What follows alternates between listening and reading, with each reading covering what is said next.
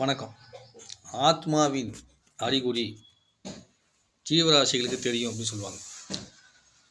அது உண்மையா அப்படின்னு ஒரு கேள்விலாம் வரும். இப்போது எங்கள் வீட்டுக்கு பக்கத்தில் ஒரு நாய் இருக்குது. அந்த நாய் என்ன பண்ணுது, ஊளையிட்டே இருக்குது. தை மாதத்தில் போன வருஷம் என் தந்தை இருக்கும்போதே பயங்கரமாக ஊளையிட்டு முடிச்சுட்டே இருக்குது தொடர்ந்து. அதுக்கப்புறம் பார்த்தா என்ன ஆயிடுச்சு, அந்த ஏரியாவில் ஒருத்தர் வந்து இறைவனடி சென்ட்டு இப்போ ஒரு வருஷம் கழித்து மறுபடியும் அவருக்கு சாமி போட போகிற நேரத்தில் திரும்பவும் அந்த ஆத்மா வந்திருக்கும் போல் இருக்குது, ஊழிடுது. அப்போது இந்த இதெல்லாம் வந்து உணரும் அப்படிங்கும்போது, நாய் ஊழிட்டா அது அர்த்தமாடா? ஏன் நாய்க்கு வேறு இதெல்லாம் கிடையாதா? அதுக்கு ஏதாவது உடல் உபாதை இருக்கலாம், அதுக்கு ஒரு ஏக்கம் இருக்கலாம், அதுக்கு ஒரு தவிப்பு இருக்கலாம், அதனால கூட சத்தம் போடும்ல அப்படின்னு சொன்னால், அது ஒரு பக்கம் இருந்தாலும் இது அந்த சிங்க்கு அந்த கனெக்ஷன் வரும்போது பார்த்தோம்னா அது கரெக்டாக நடக்குது. ஒரு சினிமா படத்தில் காமிக்கிற மாதிரி ஒரு நண்பர் சொன்னார், லைட் அணைஞ்சு அணைஞ்சு எரியும்லப்பா, அப்போ பாரு எந்த இடத்துல வந்து ஆத்மா வந்து கலைஞ்சு போச்சோ அந்த இடத்துல லைட் அணைஞ்சு அணைஞ்சு எரியும்னு சொல்லி.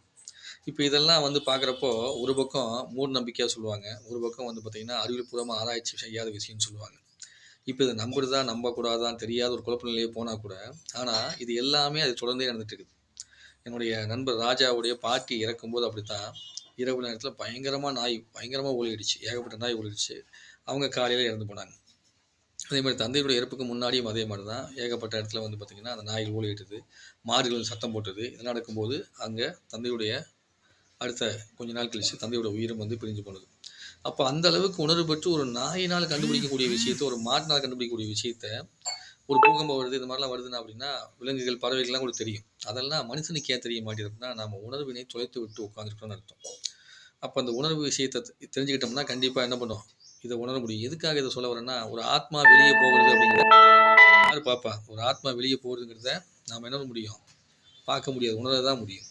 அப்போ அந்த உணர்தல் அப்படிங்கிறது இந்த ஜீவராசிகளுக்கு இருக்கிறதுனாலேயே அது என்ன பண்ணுதுன்னா, இந்த மாதிரி சத்தங்கள்லாம் இட்டு நமக்கு அறிவுறுத்துது.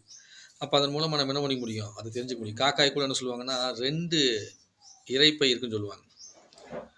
சாரி, மாட்டுக்கு 2 இரைப்பைன்னு சொல்லுவாங்க. காக்கைக்கு வந்து பார்த்திங்கன்னா 2 ஆத்மா அறை இருக்குன்னு சொல்லுவாங்க. சரிங்களா?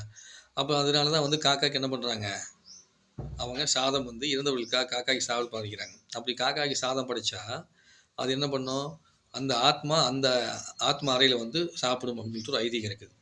இப்படி உணர்வுகளை வடிவமைச்சு வச்சிருக்கக்கூடிய ஒரு ஜீவராசிகள் அப்படின்னு சொல்லக்கூடியது என்னென்னா, மனிதனும் ஒரு ஜீவராசி தான். ஆனால் மனிதன் மட்டும் என்ன பண்ணுவான், மற்றதெல்லாம் ஜீவராசின்னு சொல்லுவான். நம்ம உணர்வற்று போனதுனாலேயே இந்த ஜீவராசிலேருந்து பிரிஞ்சு நான் மனிதன் அப்படின்னு சொல்கிறோம். ஆனால் இன்னும் உணர்வாக இருந்தால் நம்ம தெய்வமாக மாறிடுவோம். முயற்சி பண்ணி பார்ப்போம். நன்றி, வணக்கம், வாழ்க வளத்துடன். தந்தையே நம, குருவே நம.